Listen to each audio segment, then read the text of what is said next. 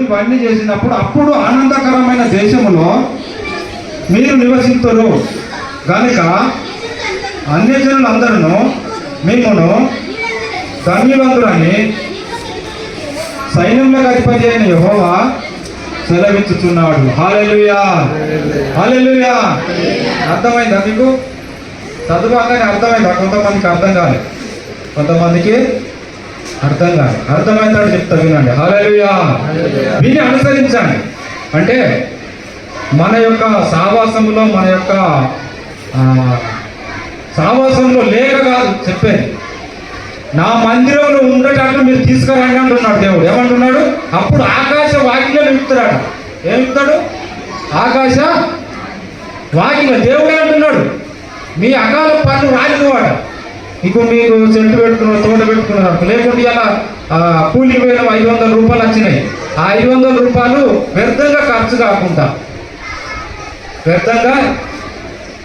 కాకుండా దేవుడు కాపుదలు ఉంచుతాడు. దేవుడు కాపుదలు లేకపోతే అది వ్యర్థంగా ఖర్చు అయితే మేము సంపాదిస్తాం అనుకుంటున్నా, నాకు జమ అయితే లేవు. అలాంటి పొదుపు నీకు చేయబోతున్నాడు దేవుడు. హల్లెలూయా. అకాల నీ పంటను తినివేయ పురుగుని నేను గద్దిస్తా అంటున్నాడు. ఇప్పుడు వ్యవసాయదారుడు అనుకో, వ్యవసాయం చేస్తున్నాడు, పంట పురుగు వచ్చింది అనుకో, సరైన పంట వస్తుందా? ఒక్కొక్కసారి పెట్టుబడి మీద పడుతుంది, ఒక్కొక్కసారి ఏమవుతుంది? పెట్టిన పెట్టుబడి మీద పడుతుంది, ఒక్కొక్కసారి ఆడిగా వస్తుంది. ఆ పురుగు ఏది లేకుండా దేవుడు మంచిగా ఉంచితే పెట్టిన దానికి డబ్బులు వస్తుంది. 6 నెలలకు ఏమవుతుంది? 10,000 పెట్టుబడి పెడితే 20,000 వస్తుంది. అంతా చెప్తుంది. హల్లెలూయా. అది మంచిగా వాడితే ఎంత పెట్టుబడి పెట్టినామో అంతకు డబ్బులు వస్తుంది 6 నెలలకు. హల్లెలూయా. అలాగే దేవుడు అంటున్నాడు, నాకు ప్రతిష్టాపనలు 10వ భాగములను ఇయ్యక నా యొక్క ఈ జనులందరూ దొంగిలిస్తున్నారు అంటున్నాడు. ప్రతిష్టాపన ప్రథమ ఫలం అంటే మన యొక్క సావాసంలో ఇంకొకటి, మనం బియ్యం పెట్టుకోక ఒక పిడికిని తీసి పక్కకు పోసి వారం తీసుకొస్తాం. మీకు తెలుసా? అందరికి తెలుసా? పాటిస్తున్నారా? పాటించిన వాళ్ళు పాటించడం అట్లనే రెగ్యులర్ పాటించాలి. హల్లెలూయా. అది దేవునికి ప్రథమ ఫలం ఇచ్చినట్టు. మనం మీ ఇష్టం భార్యం లేదు, మీరు ఆశీర్వదించబడాలి, మీ రోగాలు పోవాలి, మీరు అన్యజనులు మిమ్మల్ని చూసి ధన్యులు అనాలి అనుకుంటే దేవుడి మాకు నియమించడు. దేవుడే ఇస్తే మనం ఇస్తున్నాం, ఇవ్వకపోతే ఎక్కడ చెప్తాం? నీ దగ్గర లేదేమో నీమంటున్నాడా? ఉన్నదానికెళ్ళే. ఇప్పుడు అక్కడ జనం అందరినీ చూసి ఏమన్నాడు? నీ దగ్గర ఏమన్నా ఉన్నదా తినడానికి అని అన్నాడు యేసు ప్రభు. 3 రోజులు వాళ్ళు మీటింగ్లో ఉండి వాళ్ళని చూసి, వాళ్ళ ముఖాలు చూసి, వాళ్ళ వీళ్ళు మార్గం మధ్యలో సోలిపోతాడున్నాడు. 3 రోజుల సంది అన్నపానాలు మారి నా మాటలే వింటున్నారు, వీళ్ళని ఎట్లా తృప్తిపరచాలి అని చెప్పి ఆ జనాంగాన్ని శిశువులను అడుగుతున్నాడు. అడిగితే శిశువులు అందరిని అడిగితే ఒక చిన్న పిల్లవాడు 5 రొట్టెలను 2 చేపలు ఉన్న దాంట్లోకి వెళ్ళి ఆశీర్వదించిండా? కొత్తగా సృష్టించిండా? కొత్తగా సృష్టించే మనకి వాళ్ళు పాటించాల్సిన పనే. దేవా, ఆకాశంలో మస్తు ధవనీది ఉంది కదా, ఒక్కసారి ఇక్కడ గుమ్మరించాలంటే అదే పాలవులు. మనం ఏమి ఇవ్వకపోయినా కానీ దేవుడు మనందరినీ ఆశీర్వదించు. దేవుడు నమ్ముకోడు కానీ ఎవ్వరు కూడా స్వార్థ ఎప్పుడు అవసరం లేదు. అందరూ ఎప్పుడో లోకమంతా కూడా నమ్ముకుంటే ఒక పరీక్ష ఏంటిది? ఒక విశ్వాసానికి మనం దేవుళ్ళు భయభక్తులు కలిగి ఉంటున్నామా లేదా అని ఒక పరీక్ష. ఆ పరీక్షలో మనము గెలవాలి. అవునా? మరి అందరము పాటిస్తాం. హల్లెలూయా. అప్పుడు అన్యజనులందరూ కూడా మనము ఇప్పుడు పొద్దున దాకా పోయినాం. నేనైతే పాటిస్తానా? పాటించే చెప్తున్నాను. పాటించకపోతే చెప్పినా నా మాట మీ మీద అది పెత్తనం చూపిస్తాడు. హల్లెలూయా. అది చూపెట్టినా కొంచెం మట్టిగా నమ్మనులకు నమ్మనులు నేను పాటించిన చెప్తేనే వాళ్ళు కూడా పాటించిందట. ఆ యొక్క సొప్పాయిలో కూడా అందరూ పాటిస్తున్నారట. మేము కూడా పాటిస్తాం. నేను పాటిస్తలేదు, మీరు పాటిస్తున్నట్టు మీరు పాటించేది మాకెందుకు చెప్తున్నారు అన్నట్టు అనకుండా కానీ చూస్తారట. హల్లెలూయా. అట్లా మనసులోనే అనుకుంటారు. అవునా? అవునా అనుకుంటాం. అనుకోమా చెప్పింది కూడా ఎప్పుడు, కానీ మనసులో మాత్రం జరిగే కార్యము జరుగుతుంది. ఏంది అయ్యగారు ఇట్లా చెప్తున్నారు, ఆ అమ్మగారు ఇట్లా చెప్పింది, ఎవరు వచ్చినప్పుడు వాళ్ళ గురించి సత్యం మీద గ్రహించాలి. సత్యము మిమ్మల్ని స్వతంత్రులుగా చేస్తుంది. సత్యము మిమ్మల్ని ధన్యుల మార్గాన్ని నడిపిస్తుంది. సత్యము ఎవరు చెప్పినా సత్యాన్ని తీసుకోండి. అసత్యం వాళ్ళని చెప్తే సత్యం కాదు, దీన్ని తీసుకోక అని బైబిల్ ఏం చెప్తుంది, వాక్యం ఏం చెప్తుంది, నిజమా కాదా అని బైబిల్ చదివి దాని ఫాలోగా పెంట కుప్ప మీద నుండి లేవనెత్తనన్నాడు. ఆ వాగ్దానాలు నెరవేరద్దా మన పట్ల? మనం బీద స్థితిలో ఉన్నాం, పెంట మీద ఉన్నట్టున్నాం, మనం ఇంకా లేపబడతలేమంటే ఏంటి కారణం? ఏంటి? ఇక దేవునికి ఏడలో పడతలేం, ఏం చేస్తలేం అని మనం గ్రహించాలి. హల్లెలూయా. ఎవరికి వారే గ్రహించాలి. అందరికీ వస్తుందా? వస్తుందా? అర్థమవుతుందా? హల్లెలూయా, హల్లెలూయా. కొత్తప్పుడు నేను నూతనంగా నమ్ముకున్నప్పుడు మా పక్కన కుటుంబంలో చెప్పారు నాకు. అప్పటి నుండి నా వంతు నా చేతిలోకి వచ్చి నేను పాటిస్తాను. కుటుంబంలో మా భార్యను కూడా కొత్త పురుగుకి ఆది చేసి తీస్తున్నావా అని ఎప్పుడు అది పాలు అయినాక ఎప్పుడే ఆది చేసేయండి.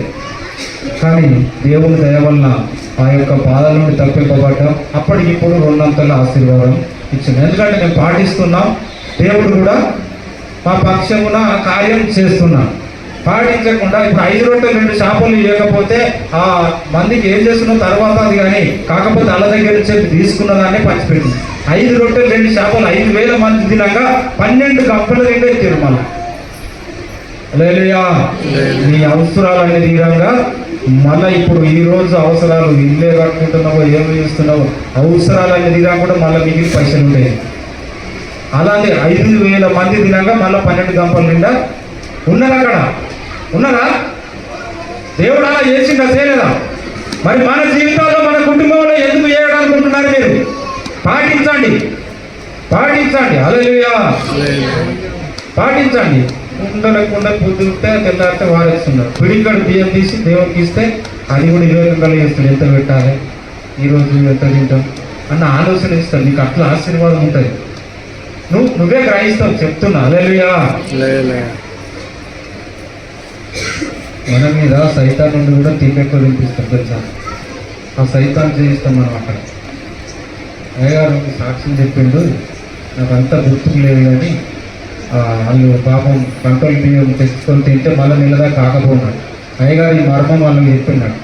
చెప్తే ఆ కంట్రోల్ బియ్యం నెలలో వచ్చే వాళ్ళు ఎన్ని కొనుక్కుంటారో ఎన్ని చేస్తారో అవి తినగా కూడా సరిపోతున్నాడు. వాళ్ళు కొనుకొచ్చుకున్నాడు. కానీ ఇట్లా చెప్పినాక దేవుడి నిబంధన ఇట్లా, దేవుని పద్ధతి ఇట్లా ఉంటుంది అని చెప్పినప్పుడు వాళ్ళు పాటించినప్పుడు వాళ్ళు తెచ్చుకునేటే మిగులుతున్నాడు. తర్వాత కొనుకొచ్చుకునేది కాదు. ఈ కంట్రోల్ మీద వచ్చేటే మిగులుతున్నాయట. హల్లెలూయా. దేవుడు అలాగా ఆశీర్వాదిస్తాడు. ఎక్కడి నుంచి 5 రొట్టెలు 2 చేపలు ఎలా చేసిండు? చేయలేదా? హల్లెలూయా.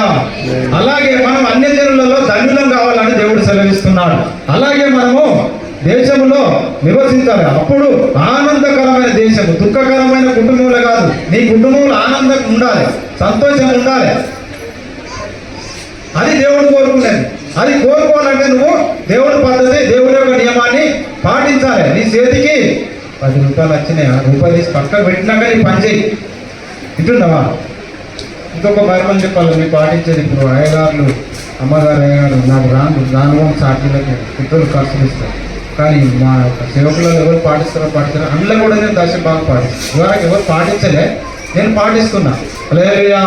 ఇంకేమన్నా మిగత ఖర్చు అయితే నాకు దేవుడికి పెట్టుకుంటే ఆడికైతే ఏమన్నా మిగిలిన అది దేవుని లెక్కకే ఉంటుంది. నేను ఖర్చు పెట్టుకోను వ్యక్తిగత. హల్లెలూయా. అంటున్నారా? మరి దేవుడు నాకు తెలిసిన సత్యాన్ని నేను పాటిస్తున్నా. మీకు మీ కష్టార్జితంలో మీకు వచ్చే డబ్బులో దేవునికి దశభాగం ఇవ్వండి. మీకు దశభాగం ప్రతిష్టాపన, మొక్కుబడులు, అలాగనే దశభాగంలోకి వెళ్ళి మొక్కుబడులు చేస్తారు కొంతమంది. దశభాగం ఇచ్చేది మొక్కుబడికి మారుతారు. అట్లా మార్చకండి. నువ్వు మొక్కుకుంటే మొక్కుకొని అవ్వలేదు. హల్లెలూయా. అయితే దేవుని యొక్క వాక్యం ఈ రోజు మనకి ఇచ్చేది కనుక నేను వివరంగా చెప్తున్నా. మరి ప్రథమ స్థానం అంటే దశభాగం కాగానే నీకు 10,000 వచ్చినాయి అనుకో, 10 రూపాయలు 5 రూపాయలు తీసింది, దశభాగం కాక తీసింది, దాన్ని ప్రథమ స్థానం అంటారు. ఏమంటారు? 1,000 కావచ్చు, 100 కావచ్చు, 1 రూపాయి కావచ్చు. నువ్వు దేవుని లెక్క కూడా 1 రూపాయి మొదలు దేవునికి ఇస్తా అని నువ్వు ఇచ్చిన అది ప్రథమ స్థానం అండి. ఎంత ఇవ్వచ్చు? కానీ ప్రథమ స్థానం, దేవునికి ప్రథమ స్థానం ఇస్తున్నాం. హల్లెలూయా. ఏమిస్తున్నాం? తర్వాత ఉన్నదంటే దశభాగం తీసుడు, అది దశభాగం. ప్రథమ స్థానం అలాగనే దశభాగము, అలాగనే మొక్కుబడులు, అలాగనే హల్లెలూయా ఇలా నేర్చుకోండి. నేర్చుకుంటే మీరు బాగుపడతారు, మీరు ఆనందకరంగా ఉంటారు, ఆనందకరమైన దేశంలో ఉంటారు. హల్లెలూయా. అప్పుడు ఆనందకరమైన దేశంలో మీరు నివసింతురు కనుక అన్యజనులందరూ మిమ్మును ధన్యులని సైన్యములకు అధిపత్యాగు యెహోవా సెలవిస్తున్నాడు. అన్యజనులు, దేవుడిని నమ్మని ప్రజలందరూ మనల్ని చూసి వీరు ధన్యులు అని అనాలి. ఏం దేవుడు అనుకున్నారు, వీళ్ళ దారిద్ర్యం పోతలేదు అన్నారు. ఎట్లుంటుంది? ధన్యులు అన్నట్టేనా? మన దారిద్ర్యం పోవాలంటే ఇక్కడ ఉన్నది. నాకైనా దొంగిలిస్తున్నారు అంటున్నారు. దేవుడు ఏమంటున్నాడు? మేమేం చేసినాం, ఎక్కడ దొంగిలించినాం అని అంటే నాకైనా దొంగిలిస్తున్నారు అంటున్నాడు. దేవుడికి ఇచ్చాడు, ఇయ్యక దొంగిలిస్తున్నాం. దేవుడికి నెలలో, సంవత్సరానికి మీకు దవాఖానలలో అన్నింటిలో ఎలా ఎన్ని ఖర్చు అవుతాయో మీకు దేవుడికి ఇచ్చి చూడండి. మరో సంవత్సరం తక్కువ అవుతుందో అప్పుడు మీరు గ్రహిస్తారు. హల్లెలూయా. వ్యర్థమైన ఖర్చులు కాకుండా మనం ఉన్న దాంట్లోనే దేవుడు ఆశీర్వదిస్తాడు. మరి పంటను తిరిగిపోయే పురుగును గద్దిస్తానంటున్నాడు. మీరు ఆకాశ వాకిలను విప్పుతానంటున్నాడు. ఆకాశ వాకిలను విప్పి పట్టుజాళ్ళని దీవెనలను కుమ్మరిస్తానంటున్నాడు. అవునా? అవునా? నేను చెప్తానన్నా, వాక్యం చెప్పిందా లేదా? హల్లెలూయా. నా మందిరములో ఆహారమున్నట్లు 10వ భాగమంతయు నా మందిరములోనికి, నా మందిరపు నిధిలోనికి తీసుకొని రండి. దీన్ని చేసి మీరు నన్ను శోధించిన యెడల నేను ఆకాశ వాకిలను విప్పి పట్టుజాలనంత విస్తారముగా దీవెనలను కుమ్మరించదనని సైన్యములకు అధిపత్యాగు యెహోవా సెలవిచ్చుచున్నాడు. మీ పంటను తినివేయు పురుగును నేను గద్దించదను, అవి మీ భూ పంటను నాశనము చేయవు. మీ ద్రాక్ష చెట్లు అకాల ఫలములను రాల్పగా ఉంటది. అది సైన్యములకు అధిపతి యెహోవా సెలవిచ్చుచున్నాడు. అప్పుడు ఇవన్నీ ముందుకు చేసినప్పుడు అప్పుడు ఆనందకరమైన దేశంలో మనము ఉంటాం. అప్పుడు అన్ని అందరూ మనలో ధన్యులు అంటారు. హల్లెలూయా. హల్లెలూయా. ఈ లోకంలో సామెత అంటారు కదా, 3 పువ్వులు 6 కాయలు అంటారు కదా. 3 పువ్వులు 6 కాయలు, అది సాధ్యమా? కానీ అట్లా అంటారు. 3 పువ్వులు ఉన్నప్పుడు 6 కాయలు అని అంటారు. నిజమే కావచ్చు. ఆమడాలు ఉంటారా? ఆమడాల కాయలు లేక కాయ ఒక పువ్వు 2 అంతా ఇవ్వచ్చు. ఒక 3 పువ్వులు 6 కాయలు అట్లా కూడా నిజం అనుకోవచ్చు. మరి దేవుడు అట్లా చేస్తాడు మన జీవితంలో. దేవుడు అలా మనల్ని ఆశీర్వదిస్తాడు. అకాల పనులు రాలవు. అప్పుడు మనము ఆనందకరమైన దేశంలో ఉంటాం. అప్పుడు మనము దేవుణ్ణి మనము ఆనందిస్తాం. దేవుణ్ణి మనం అన్ని జనులు చూసి ధన్యులని అంటారు. దానియేలు గ్రంథం 8వ అధ్యాయం 9వ వచనం. కట్టే కొట్టే తెచ్చేనట్టు తొందరగా చెప్తారు. హల్లెలూయా.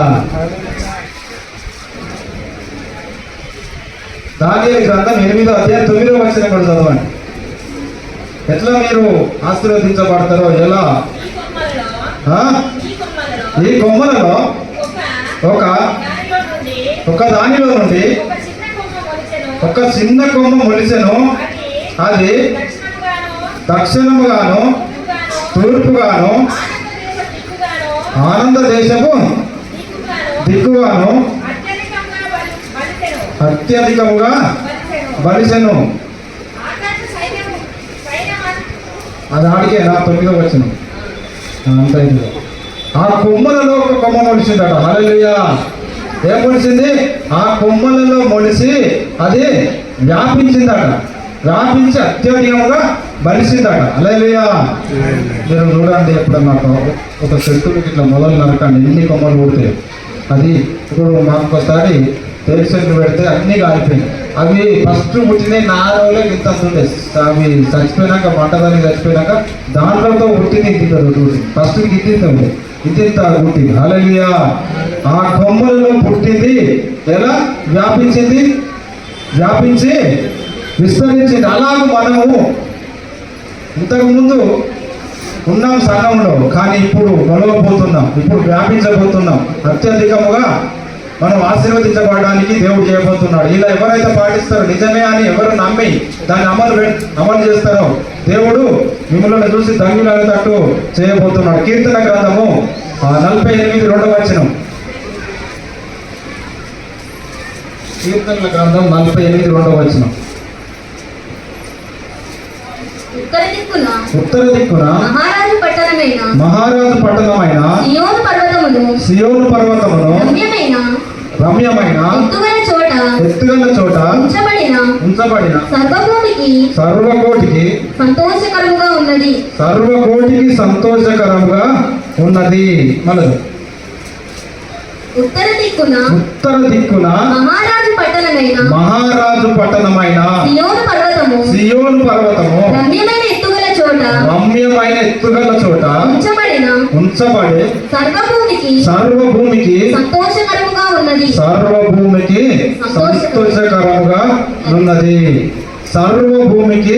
సంతోషకరముగా నున్నది. ఎత్తుగల చోట అది ఉన్నది. ఎక్కడున్నది? హల్లెలూయా. ఎక్కడున్నది? ఎత్తుగల చోట. అదే ఎత్తుగల చోట ఉన్నది. దేవుడు నిన్ను నన్ను ఎత్తైన చోటలో ఉంచి సర్వభూమికి మన సర్వభూమి అంటే భూమి అంటే మన కుటుంబం కావచ్చు, మన దేశం కావచ్చు, మన సంఘం కావచ్చు. మన కుటుంబానికి సంతోషకరంగా ఉంటాం. మన సంఘానికి మనము సంతోషకరంగా ఉంటాం. హల్లెలూయా. సర్వభూమికి సంతోషకరంగా ఉన్నది. ఏమున్నది? సర్వ భూమికి సంతోషకరంగా. హల్లెలూయా. చదవండి, అందరు చదివితే అర్థమవుతుంది. చదవకపోతే అర్థం కాదు. హల్లెలూయా. ఉత్తర దిక్కున మహారాజు పట్టణమైన సియోను పర్వతము రమ్యమైన ఎత్తుగల చోట నుంచబడి ఉన్నది. సర్వభూమికి సంతోషకరంగా ఉన్నది. సర్వభూమికి ఎత్తుగల చోట. హల్లెలూయా. హల్లెలూయా. ఆయన నమ్ముకున్న బిడ్డలను మంచిగా అర్థమవుతుంది చెప్తా. తలలాగా నియమిస్తానన్నాడు, తోకలాగా కాదు. హల్లెలూయా. తలలాగా తోకలాగా కాదు. తలెత్తుకొని తిరిగేలాగా నేను ఉంచుతానంటున్నాడు. తల దించుకొని తిరుగుతున్నావేమో. ఈ రోజు నువ్వు మార్పు చెందితే, ఈ రోజు నువ్వు నిజమే అని ఖచ్చితంగా దేవుడు చెప్పినట్టు నేను నడుచుకుంటా, నాతోనే దేవుడు మాట్లాడుతున్నాడు అని సాక్ష్యం చెప్పుడు కాదు. హల్లెలూయా. ఇందాక కొద్దిసేపటికి చెప్తారు, మళ్ళా వారం అంతా మళ్ళీ చెప్తారు. కానీ వీళ్ళ జీవితాల్లో కార్యాలు జరగవు, వీళ్ళ కుటుంబంలో కార్యాలు జరగవు. వీళ్ళు దేవుడిని మేలు చూడడం లేదు, ఏడబోతున్నది. హల్లెలూయా. మరి దేవుడు గొప్ప కార్యం చేయడానికి మనల్ని ఎన్నుకున్నాడు. అన్ని జనులు ధన్యులుగా మనల్ని చూడాలని దేవుడు ఎన్నుకున్నాడు. మనం ధన్యులుగా కాకలేకపోతున్నామంటే ఇది మనం ఈరోజు దేవుని సన్నిధిలో మనం నేర్చుకుందాం. హల్లెలూయా. యెషయా గ్రంథము 40:31 ఇక్కడ చక్కగా ఉన్నది. ఇంకా మంచిగా చదవండి, మంచిగా అర్థం చేసుకోండి. 40:31 చివరి వచనం. యెహోవా కొరకు ఎదురు చూసువారు నూతన బలం పొందుదురు.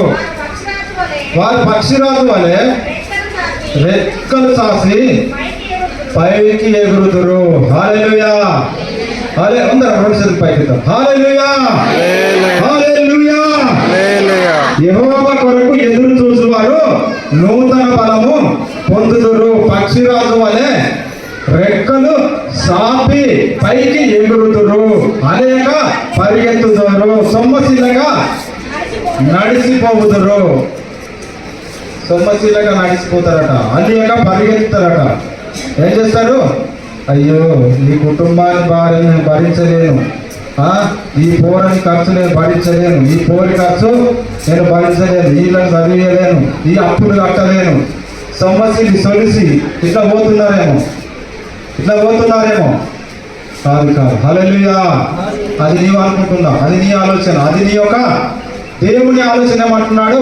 నా కొరకు ఎదురు చూడు, నేను అలేక సొమ్మసిలేక నేను పరిగెత్తదాడి చేస్తాను అంటున్నాడు. ఏమంటున్నాడు? అలసిపోవు నువ్వు. ఎన్ని సమస్యలు అన్నా కానీ, ఎంత ఖర్చు అన్నా కానీ, ఎంత అదన్నా కానీ దేవుడు నాకు ఉన్నాడు, దేవుడు నాకు ఇస్తాడు అని చెప్పి ఆయన కొరకే ఎదురు చూడాలంటున్నాడు. మనం నూతన బలం పొందుకుంటాం. ఇప్పుడున్న బలం అంతా పాతదే. నూతన బలంతో మనం నింపబడాలి. ఈరోజు నూతన శక్తితో నింపబడాలి, నూతన అభిషేకంతో నింపబడాలి. హల్లెలూయా. అది నేను నడిపిస్తుంది. ఈరోజు అది నేను ఆశీర్వాదంలో నడిపిస్తుంది. అన్ని జనులు ధన్యులు అయ్యేటట్టు నేను చేస్తుంది. దేవుడి కొరకు ఎదురు చూడు, దేవుడి కొరకు ఎదురు చూడు. హల్లెలూయా. మరి దేవుని వాక్యం సెలవిస్తున్నది, యెహోవా కొరకు ఎదురు చూసు వారు నూతన బలము పొందుదురు. వారు పక్షిరాజు వలె రెక్కలు సాసి పైకి ఎగురుదురు. అలయక పరిగెత్తుదురు, సొమ్మశీలగా నడిచిపోదురు. సొమ్మశీలగా నడిచిపోతాం. హల్లెలూయా. ఎవరికైనా జరిగిందా? మీ అందరికీ జరిగింది. ఫస్ట్లో జరగలేదా? దేవుని దగ్గరికి అలిసిపోయి బతుకుతున్నాం, చచ్చిపోతున్నాం, నా కుటుంబ సమస్య ఏమవుతుందో అందులో నుండి లేవనెత్తలేదా? అంత పెద్ద సమస్య నుండి లేవనెత్తి ఇప్పుడు లేవనెత్తాడా? ఇప్పుడు బలం ఇయడా? ఇప్పుడు నూతన శక్తి ఇయడా? బలం పొందుకోవా? నిజం నిజం నిజం నిజం. నా జీవితంలో కూడా నేను ఇవాళ చెప్తున్న మళ్ళీ చెప్తున్న సందర్భం వచ్చింది. నేను భక్తులు అనుకోలేదు నా సమస్యలు చూసి. నేను దేవుని కొరకు ఎదురు చూసి వచ్చిన రోజు, కానీ ఆ రోజే నేను నూతన బలం పొందుకున్నా. ఆ రోజే నూతన బలము పొందుకున్నా. నాకు పట్టుమని 20 ఏళ్ళు ఉండే, నేను నమ్మితే నమ్మదే. అప్పుడే 60 ఏళ్ళ ముసలుడి కంటే అధ్వానమైన ఏడ్చిన. నా బలహీనత, నా వీక్నెస్, నా యొక్క బాధ, నా యొక్క వేదన ఎక్కడికి పోయినా తక్కువ కావడం లేదు. దవాఖానలకు పోతే ఆ మందులు తిన్నా తక్కువ కావడం లేదు. మంత్రాల దగ్గరికి పోతే అక్కడ తక్కువ కాలేదు. దించిపోసిన ఎత్తిపోసినా తక్కువ కాలేదు. ఎక్కడికి పోయినా తక్కువ కాలేదు. హల్లెలూయా. అదే దేవుడి దగ్గరికి వచ్చిన దేవుడు వెంటనే అదే రోజు నాకు కొన్ని గిట్టల బరువైంది. దేవుని సన్నిధికి వచ్చిన ఆదివారం రోజు ఆ ఆరాధనలో పాలు పొందిన ఆయన వాక్యం ఎట్లా చెప్తే ఆయన కొరకు ఎదురు చూస్తున్నా. ఎదురు చూసినప్పుడు ఆ మాటలు నాలోనికి వచ్చినప్పుడు అలా నిజమే, ఈ తప్పులు నాలో ఉన్నాయి, ఈ లోపాలు నాలో ఉన్నాయి, నేను ఇలా ఉంటా, మంచిగా నడుచుకుంటా అని నేను ఎప్పుడైతే ఒప్పుకుంటున్నానో, ఎప్పుడైతే నాకు తెలియకుండా కన్నీళ్లు కారుతున్నాయో అప్పుడే నాలోనికి నూతన బలం వచ్చిందని. హల్లెలూయా. అప్పుడే నూతన బలము వచ్చింది. ఈ రోజు కూడా మీలోనికి నూతన బలం రాబోతున్నది. ఆయన కొరకు ఎదురు చూసేవారు నూతన బలం పొందుకుంటారు. మీరు అలసిపోరు. మీ కుటుంబ సమస్యలను బట్టి, మీ వ్యక్తిగత విషయాలను బట్టి, ఏ విషయంలో అలసిపోతున్నావు, ఏ విషయంలో సొమ్మసిల్లుతున్నావు, ఇది జరుగుతుందా నా జీవితంలో, ఇది జరగదా అని తల్లుడమైనవైతున్నావేమో, ఆలోచన పడిపోతున్నావేమో, దేవుడు నీకు తోడుగా ఉన్నాడు. దేవుడు నీకు నూతన బలం ఇస్తున్నాడు. దేవుడు నూతన శక్తితో నేను నింపుతున్నాడు. భయపడకు, నువ్వు దిగులు చెందకు. హల్లెలూయా. దేవుడు గొప్ప కార్యం చేయబోతున్నాడు. మరి అనేక పరిగెత్తుతావు. ఆయన కొరకు ఎదురు చూస్తే ఈ కార్యం జరుగుతుంది. యెహోవా కొరకు ఎదురు చూసేవారు నూతన బలము పొందుదురు. వారు పక్షిరాజు వలె రెక్కలు సాచి పైకి ఎగురుదురు. అనేక పరిగెత్తుదురు, సొమ్మశీలగా నడిచిపోతారు. హల్లెలూయా. చెప్పాలి, ఎన్నో కార్యాలు చూసినాం, ఎన్నో అద్భుతాలు చూసినాం. చచ్చిపోతామన్న వచ్చిన వాళ్ళు వలయ